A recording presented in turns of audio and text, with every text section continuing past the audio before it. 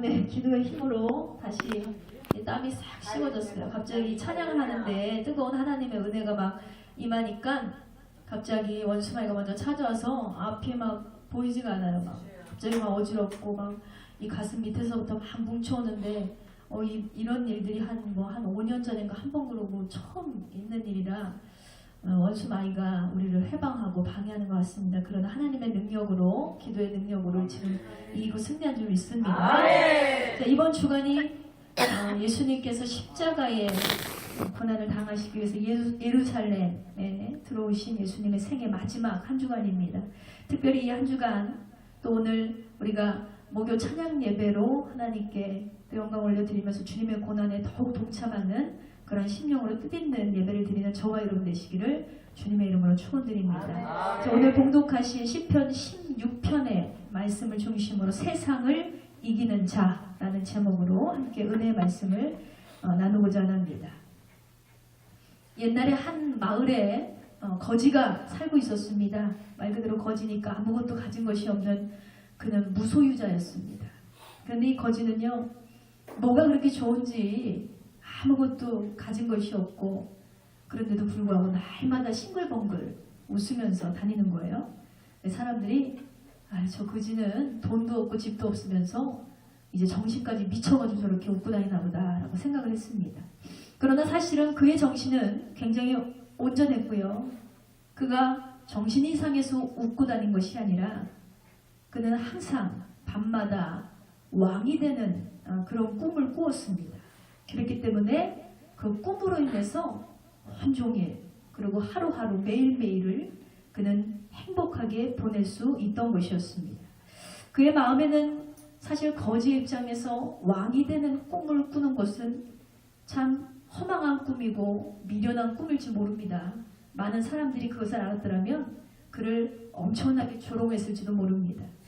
그런데 오히려 그 거지에게는요, 그렇게 커다란 꿈이 있었기 때문에 세상이 주는 눈총이나 멸시나 조롱의 시선들, 현재 나의 상황이나 환경이나 이런 형편들을 모두 이길 수 있는 힘을 받을 수 있었다는 것입니다.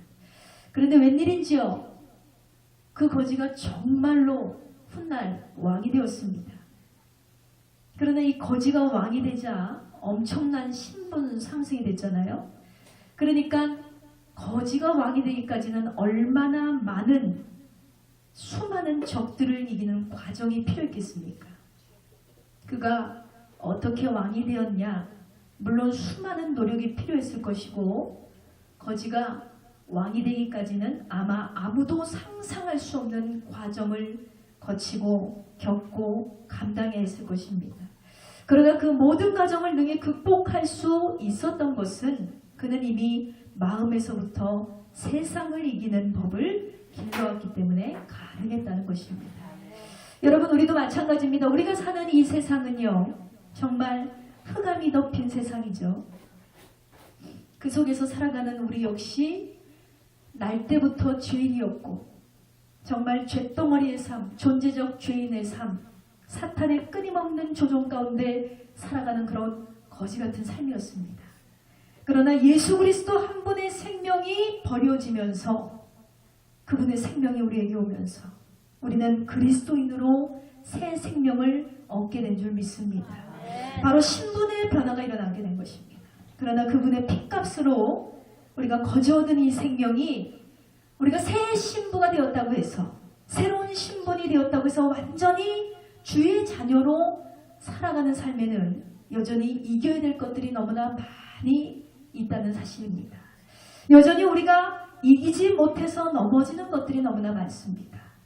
분명히 또 새 옷을 입었고 주님께서 말씀하시기를 이전 것은 지나갔을 때 보라 새 것이 되었다 말씀하셨습니다. 분명히 과거는 지나갔고요. 죄뿐인 인생은 지나갔습니다. 그런데 여전히 우리는 세상을 이기지 못하는 자들로 서게 될 때가 많이 있다는 것입니다. 왜 그렇습니까? 바로 거지 한 사람이 품었던 마음의 꿈, 세상으로부터 이기는 법을 훈련하지 못하며 살아가기 때문입니다. 그러나 세상이 여러분을 아무리 업신여기고 우리의 신앙을 짓밟고 우리의 가치를 위협한다 할지라도 바로 우리의 심령이 목토의 밭으로 변화되어서 주의 말씀을 뿌리며 살아가게 된다면 이 마음의 믿음만으로 우리는 이 세상을 넉넉하게 이기는 자로 서게 될 줄 믿습니다. 자, 오늘 우리가 읽은 본문 말씀 시편 16편의 말씀은요, 이스라엘 역사에서 가장 위대한 왕으로 불리우는 바로 다윗의 고백이 담겨 있습니다. 그가 살아온 인생을 보면 정말 그의 외적인 환경은요, 언제나 굉장히 불안했습니다. 위험했고 죽을 고비를 수없이 넘겨야 됐습니다. 그런 위기의 순간, 생사를 보장할 수 없는 순간에 고백한 신앙이 바로 오늘 우리가 읽은 시편 16편의 메시지입니다. 그런데 그런 어려움에도 불구하고 다윗 왕은요, 세상의 그 어떤 것도 나는 이길 수 있다라는 용기 있고 아주 담대한 고백을 하고 있습니다.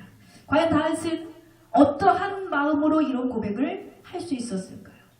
바로 다윗처럼 우리도 세상을 이기며 살아가야 되는데, 과연 우리는 어떻게 할 때 세상을 이기고 다윗과 같은 고백을 하면서 살아갈 수 있을지 이 시간 주님 주신 말씀 안에서 살펴보고자 원합니다. 먼저 다윗은 주님을 가슴에 품은 자였습니다. 사실 다윗의 현실은 세상적으로 모든 희망이 끊어진 상태였습니다. 그래서 시편 16편을 자신을 지켜달라는 기도로 시작을 합니다. 하나님, 나를 지켜주세요. 주님, 나를 지켜주시옵소서. 그런데 그 뒤에 말씀부터는요, 이상하게 분위기가 밝아져요. 분명히 그 처절한 상황 가운데 고통으로 소하며 주님, 나를 지켜달라고, 여호와 하나님, 나를 지켜달라고 시작을 했는데 그 뒤로부터는 분위기가 굉장히 밝아지는 것을 볼 수 있습니다. 자, 2절의 고백을 보세요. 주는 나의 주님이시오니 주밖에는 나의 복이 없다 하였나이다. 또 7절의 말씀입니다. 나를 훈계하신 여호와를 송축할지라 밤마다 내 양심이 나를 교훈하는도다 했습니다. 아멘. 아멘. 틀림없이 그의 가슴 속에는 하나님이 품어져 있었습니다. 밤마다 하나님과 대화하여 교훈을 얻는데 여러분 어떻게 힘을 얻지 않을 수 있겠습니까? 밤마다 주님께서 나를 교훈하시고 밤마다 여호와 하나님께서 나를 훈계하시고 그 훈계를 날마다 기쁜 마음으로 받고 있어요. 그런데 어떻게 이 사람이 마음이 변화되지 않을 수가 있겠어요?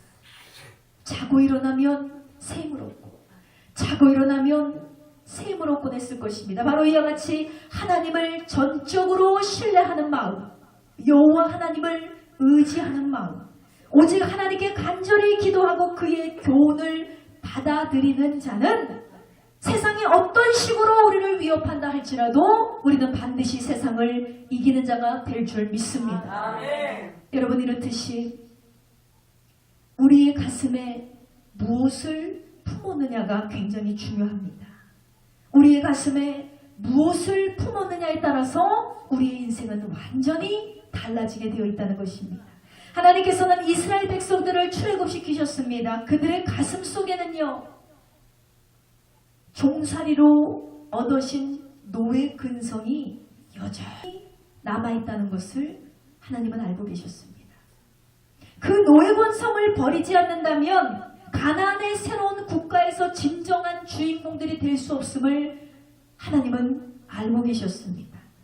그래서 그들이 고질적으로 버릴 수 없는 그 노예 근성, 너무나 오랫동안 묵어서 썩어버린 이 노예 근성, 사탄의 근성, 저주받은 근성, 이 건성을 버리게 하시기 위해서 진정한 천국 백성, 의의 백성, 거룩한 하늘의 백성으로 이스라엘 백성들을 세우시기 위해서 1등 백성의 근심을 하나님께서 근성으로 다시 바꿔주시기 위해서 이들을 어디로 부르셨습니까?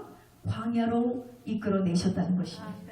그리고 그 광야에서의 훈련은요, 너무나 지독하고 너무나 외롭고 너무나 가혹했지만 그들의 죄된 속성을 끊어내고 이스라엘 새 백성, 새 사람, 새 삶을 살아가는데 반드시 필요한 훈련이었음을 우리는 믿습니다.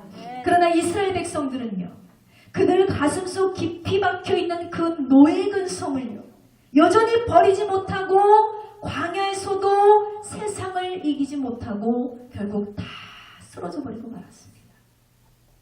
여러분, 과연 우리의 가슴에는 무엇이 담겨 있습니까?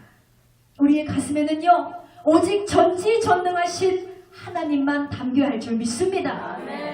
돈이 좀 없어도요, 명예가 좀 없어도요, 건강을 잃었다 할지라도요, 조금 우리가 이 약한 세상에서 주눅 들고 산다 할지라도요, 우리가 이 약한 세상에서 이 신앙의 힘으로는 견딜 수 없는 고통이 온다 할지라도요, 이 땅의 교회가 무너지고 이 나라가 무너지고 정말 이 믿음만으로 버틸 수 없어서 순교를 직면해야 하는 그 순간이 온다 할지라도요, 저와 여러분은 하나님의 백성, 하나님의 자녀임을 분명히 기억하시기 바랍니다. 하나님께서 인치신 거룩한 종들임을 기억하시기 바랍니다. 그리고 우리를 이길 자는 세상에 없다, 이것을 분명히 선포하시기 바랍니다. 왜냐하면 바로 하나님을 이길 자가 없기 때문에 하나님의 자녀인 우리의 삶도 원수마귀는 무너뜨릴 수가 없다는 것입니다. 하나님, 우리의 삶을 지켜주시옵소서. 내가 주 안에, 주가 내 안에 있기 원합니다. 내가 주님과 함께 동행한다면 주님께서는 세상을 이기는 자시기 때문에 반드시 우리도 세상을 이기는 자가 될 줄 믿습니다. 날마다 기도하시며 나아가시기 바랍니다. 그러므로 세상 끝나는 그날까지 나와 함께 하시는 주님을 의지하며 언제나 예수 그리스도를 품는 저와 여러분이 되시기를 주의 이름으로 축원드립니다. 또한 다윗은요, 죽음마저도 두려워하지 않는 사람이라고 하였습니다. 자, 시편 16편 8절의 말씀 보겠습니다. 내가 여호와를 항상 내 앞에 모시며 그가 나의 오른쪽에 계심으로 내가 흔들리지 아니하리로다 그랬습니다. 아멘. 다윗은 말합니다. 나는 항상 여호와 하나님을 내 앞에 모셔두고 있다. 하나님께서 늘 내 삶을 인도하시는데, 내 우편에서 나의 힘이 되시는데 내가 두려울 것이 뭐가 있냐. 나는 그와 항상 함께함으로 나는 절대로 흔들리지 않는다. 어떠한 외적의 위험과 어떠한 외적의 핍박과 어떠한 외적의 환란이 온다 할지라도 나는 끄떡하지 않는다라고 당당하게 선포하고 있습니다. 또한 11절 말씀 보세요. 11절 말씀에 주께서 생명의 길로 내게 보이시리니 했습니다. 어떤 환란 가운데서도 나는 살 수 있습니다. 현실은, 비록 다윗의 현실은 죽음과 같은 음부의 세력이 휘몰아치고 있지만 그 마음에, 다윗의 그 마음의 눈은요, 그것이 다 생명의 길로 보이는 거예요. 죽음의 공포가 찾아오는데, 어둠의 그림자가 찾아오는데 그것을 성령의 눈으로 보니까, 그것을 여호와 하나님의 시선으로 바라보니까 그것이 다 생명의 길로 보이는 거예요. 바로 죽음을 결코 두려워하지 않는 담대한 다윗의 모습이죠. 이와 같이 다윗의 고백이 가장 극대한 환난 중에도 이렇게 하나님을 찬양하고 있듯이, 여러분, 우리의 입술에서도 다윗과 같은 고백이 날마다 흘러나와야 될 줄 믿습니다. 여러분, 우리는 죽음마저 생명으로 바꾸시는 여호와 하나님만을 날마다 생각하길 원합니다. 그의 아들 예수님은 죽었지만요, 3일 만에 살리신 분이 바로 하나님이시라는 거죠. 그의 하나님이 우리의 하나님이 되시고 우리는 그를 아빠, 아버지라 부르면서 그의 자녀로 살아가고 있습니다.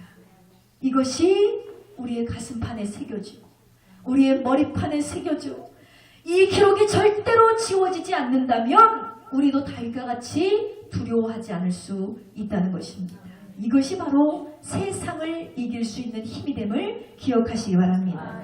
요한복음 1장 12절에 영접하는 자, 곧 그 이름을 믿는 자들에게는 하나님의 자녀가 되는 권세를 주었나니 그랬습니다. 할렐루야.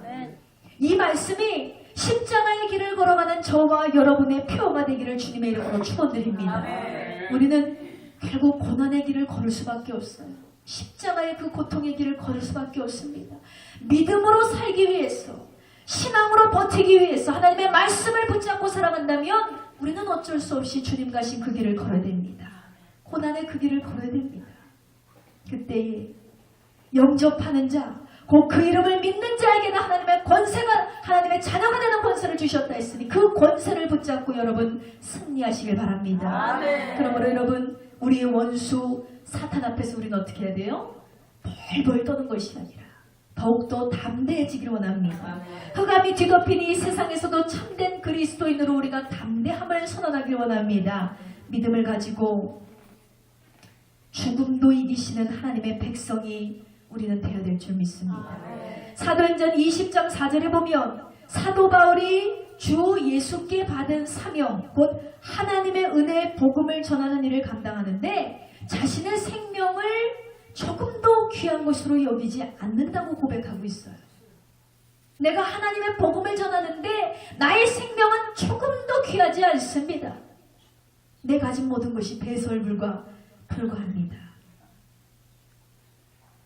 스데반 집사는요, 불에 맞아 죽어가는 순간에도 담대하였다고 성경은 기록하고 있습니다. 죽으면서도 끝까지 스데반의 입술은요, 예수님을 증거하고 있어요. 죽음이 바로 눈앞에 있어도 스데반은 영의 눈으로 하나님을 바라볼 줄 아는 자였기 때문에 이렇게 비록 죽을 목숨이 되었지만 끝까지 예수 그리스도를 전할 수 있었다는 것입니다. 또한 십자가에서 죽으셨지만 다시 살아나신 예수 그리스도를 그는 보았습니다. 그분을 바라보니 담대함이 생겨요. 그분을 영접하니 담대함이 생겨요. 그분을 마음에 모시니 담대함이 생깁니다. 그분과 함께 있으니 담대함이 생깁니다. 죽을 용기도 생기고요. 전할 용기도 생기고요. 돌에 맞아 죽는다 할지라도 두렵지 않은 용기가 생겼다는 거예요.